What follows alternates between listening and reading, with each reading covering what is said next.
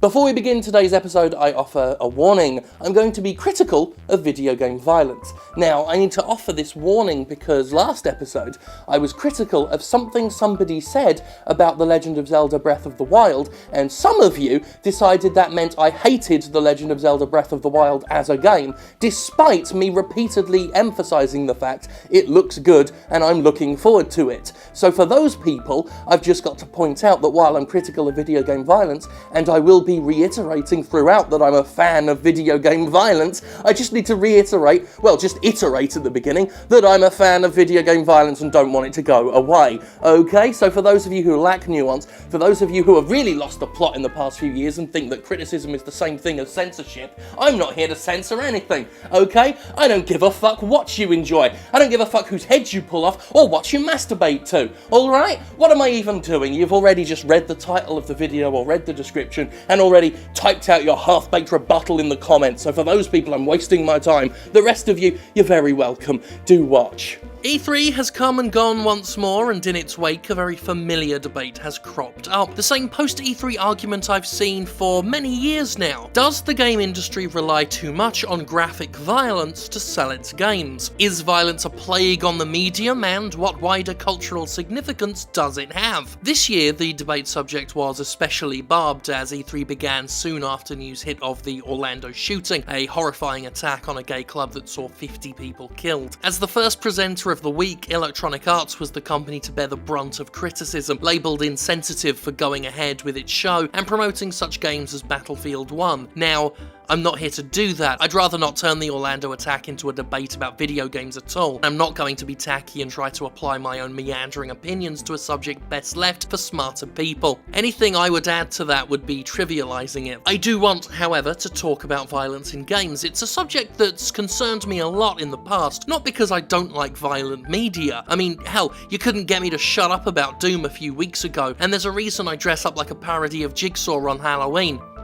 No, the concern for me isn't that the violence exists, or even the excessiveness of the violence on display. For me, it comes down to the rut it represents. The fact that every time I edit a montage of the year's releases for my annual Jimquisition awards, there are so many guns in the clips I use, it looks like it could be an NRA lobbyist's leaked sex tape. E3 press conferences drip in combat and conflict, not just guns of course. You'll find plenty of arrows, blades, and good old-fashioned fists being deployed as gamers are sold aggression over and over and over again. And that's fine, I'm into it, and I'm also not suggesting that violence is the only thing games have. Just this past E3 we did get to see inventive and different experiences such as Grow Up and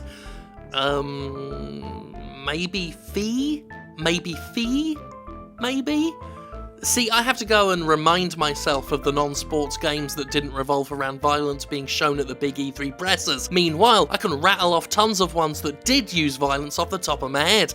Battlefield 1, Gears 4, Infinite Warfare, Ghost Recon Wildlands, Dishonored 2, Quake Champions, the list goes on and on. Even the games that aren't expressly shooty bang bang are still combat oriented. Titles like South Park The Fractured But Whole, Recore, Horizon Zero Dawn, Final Fantasy 15, hell, they had some cute little VR game called Eagle Flight which featured a bunch of birds having a proper fucking go at each other. Combat is the first language and premier currency of mainstream video games, and while I feel no guilt over the millions of pretend enemies I've stabbed, blasted and punched over the years, I do wonder if video games have started to stunt their ability to communicate anything else effectively to an audience, at least when it comes to the realm of AAA shit. The biggest indicator to me that we may have an issue here is what I call the dead dog principle. Whenever a video game shows a dog companion in a video game, or indeed any cute sort of mascot character, the automatic assumption from people around the world is that it will die at some point in the story to gain an emotional response. And it's not like video games have discouraged that assumption, it's an easy way to garner that response. Find something cute and kill it, or at least make us think it's going to die. Video games don't really have any other way of communicating tragedy, except to show or tease death. death. The dog in Fable 2, the horse in Shadow of the Colossus, the dog in Call of Duty Ghosts, things that either die or almost die or appear to have died for that easy kick in the player's teeth. It happens with human characters too. Telltale will pry your eyes open and force you to watch a child croak. Oh, and Dom's wife didn't make it, BT dubs. Find something and kill it. That's how you do emotions in video games. Almost exclusively. Nowadays, the moment an endearing looking sidekick is introduced, the prevailing prediction among those watching is that it's going to die at some point. Last year people were calling it with the dog robot in Recore. It's an obvious suggestion for that bird dog freak in The Last Guardian. Hell, even during Sony's God of War presentation, Angry Joe was taking bets on whether or not the boy shown in the trailer would survive, because that's how we understand emotional attachment in video games now, whether or not something dies.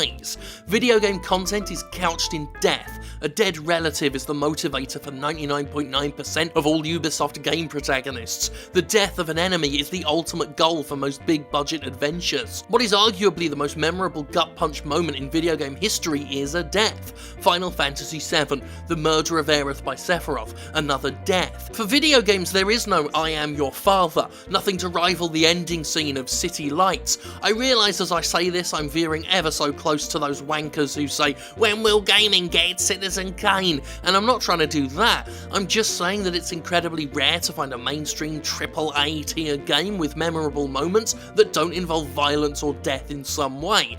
There are exceptions, of course, the opera scene of Final Fantasy VI being one of the most notable. And then there's a game like Portal, which managed to be one of the few genre comedies the game industry has ever had the privilege of housing. But for the most part, games deal in death and destruction. And there comes a time where one has to wonder, is this really as good as it gets?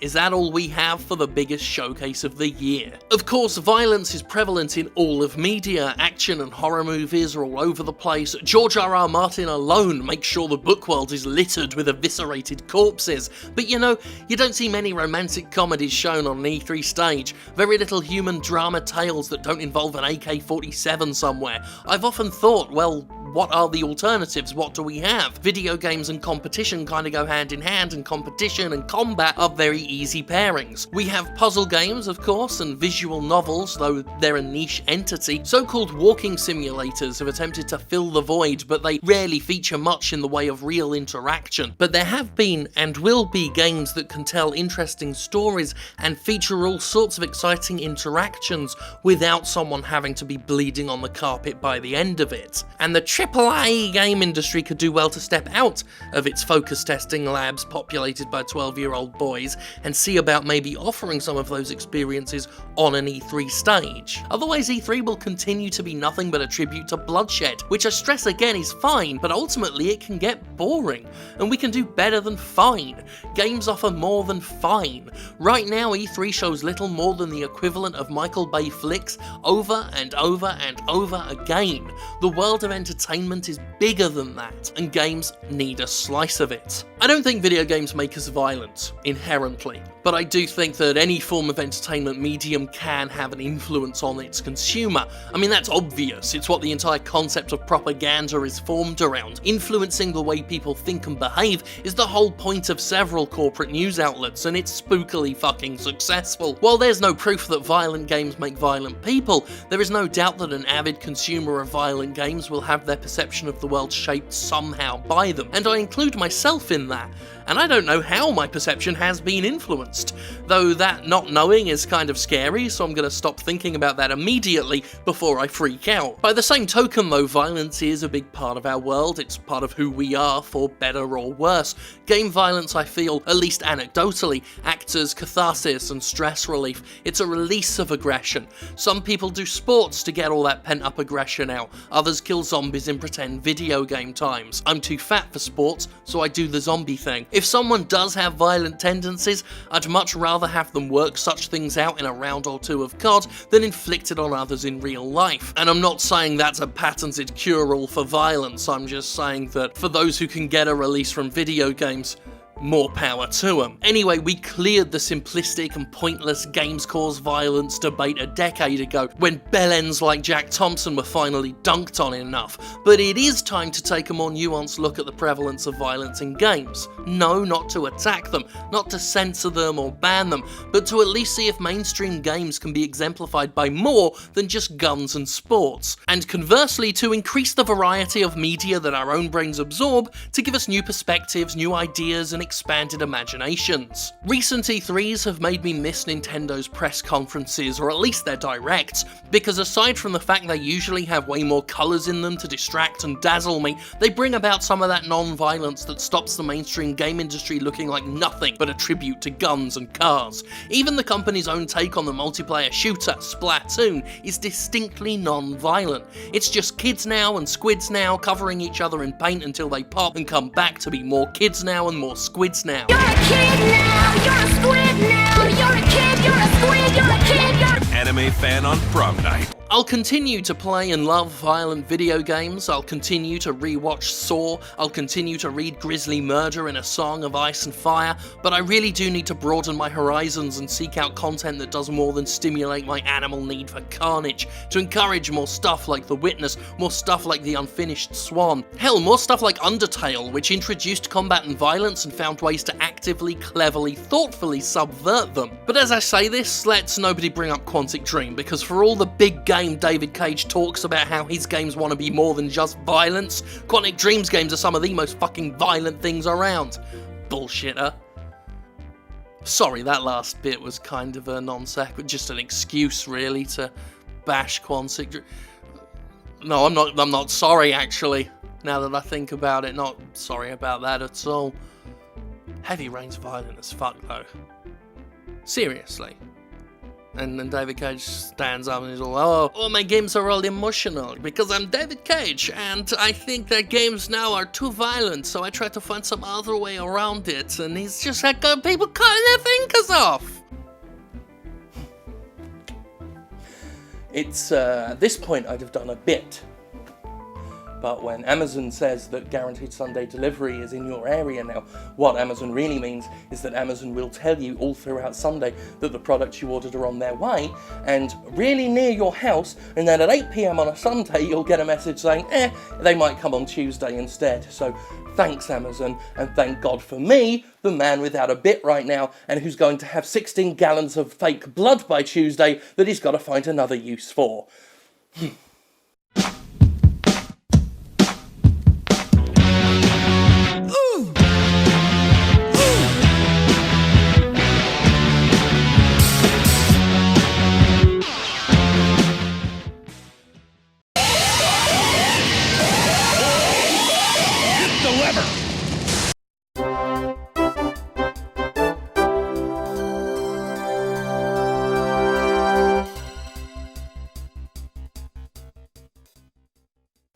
What's that? Oh, it's time for Fuck Konami news! You know, all the news that's fit to make you say Fuck Konami. With E3 this past week gone, and Hideo Kojima standing on a stage at the PlayStation press conference, telling everyone he's back, and announcing Death Stranding starring Norman Reedus, who was going to be in Silent Hills before Konami executed it. It was nice to see.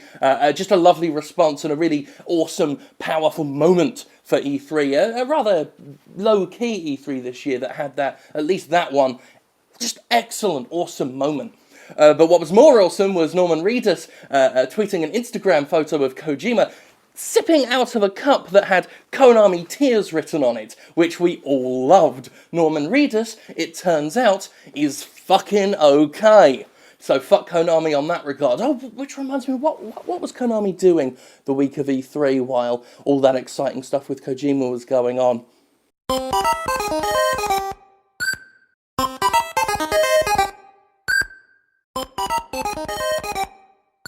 Oh, they had nothing.